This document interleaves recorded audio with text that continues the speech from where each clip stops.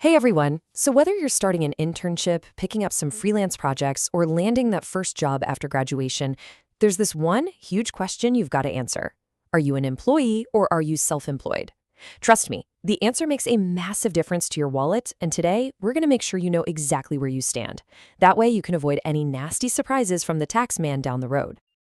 So you landed a new gig. That's awesome. Congrats. You're ready to get started. But this one little detail about your employment status can be surprisingly tricky. And getting it wrong, well, it's not really an option because it directly impacts how you get paid and, you guessed it, what you owe in taxes. So how can you be sure? Let's walk through the official process together. All right, here's what we're covering. First, we'll get into why this is so important in the first place. Then, we're going to dive into the official two-step test from the CRA, breaking down all the key factors: control, tools, risk, and profit. And to wrap it all up, we'll show you exactly how to get a final, definitive answer if you're still on the fence. Okay, let's kick things off with the big one. Why should you even care about this? Well, to put it simply, your employment status decides who is responsible for sending your tax money to the government.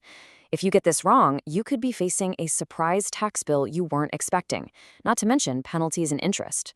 Yikes. This slide really shows you the split. See, if you're an employee, your employer takes care of everything. They deduct Canada Pension Plan, employment insurance, and income tax right from your paycheck. It's handled. But if you're self-employed, that's all on you. You get paid the full amount, and you have to be the responsible one, saving up and sending those payments to the government all by yourself. So, how does the Canada Revenue Agency, the CRA, actually figure this out? It's not just about what's written in your contract. For anyone working outside of Quebec, they use this really clear two-step approach to look at the entire working relationship.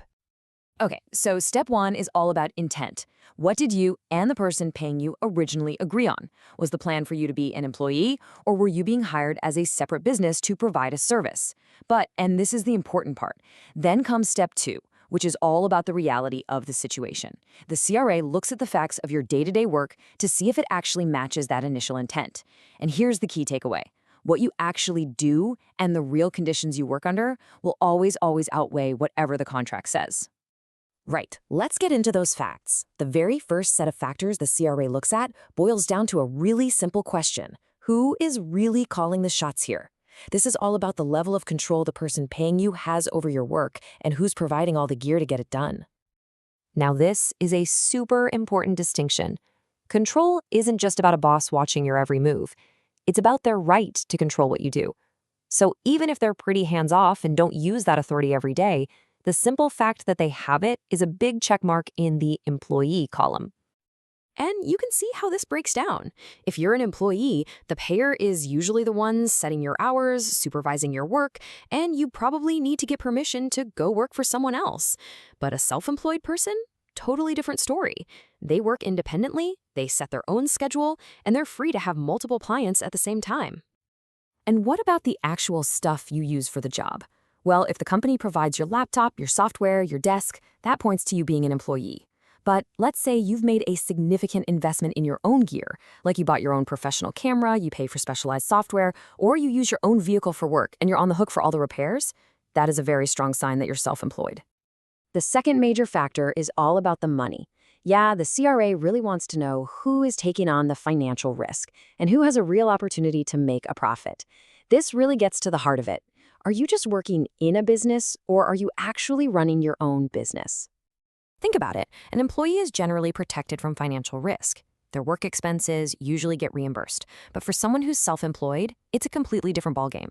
You might have fixed costs like software subscriptions or maybe even rent that you have to pay every month, even if you have 0 clients.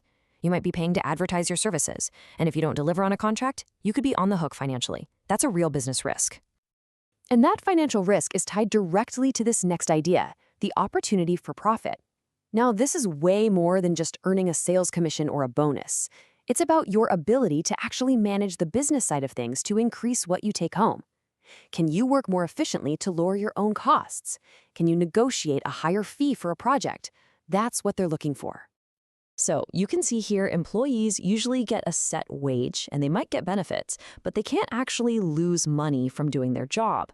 A self-employed person, though, is often paid a flat fee for a whole project. They have the chance to make a good profit if they're efficient, but they also risk a loss if things go south. And yeah, they don't get things like a dental plan or a pension from the company they're working for. So after looking at all these different factors, what if your situation still feels a little fuzzy? Kind of in a gray area.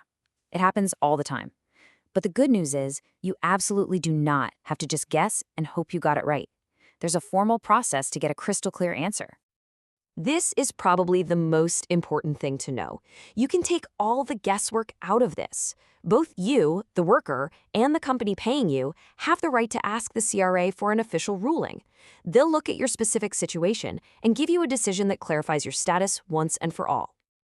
And getting that ruling is really straightforward. You can do it online through your CRA My Account, which is probably the easiest way to go. You can also mail in a form. It's called the CPT-1. This isn't some big, scary, complicated legal process. It's just a standard request that's designed to give you clarity and, honestly, peace of mind. So there you have it. You now know the official tests the government uses. It's not about your job title. It's all about control, tools, risk, and profit. The power's in your hands now to really look at your own situation. So ask yourself, based on the day-to-day reality of your work, are you an employee or are you truly in business for yourself? Getting that answer right is one of the first, most important steps you can take to manage your money like a pro and build a really solid financial future.